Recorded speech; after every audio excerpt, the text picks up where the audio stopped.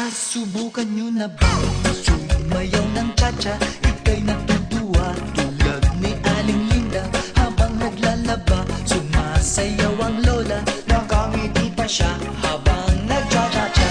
Dahil ang cha-cha pampatanggal ng problema. Lagi ka pang nakatawa habang nagcha-cha-cha. Kaliwat kanan nyo lang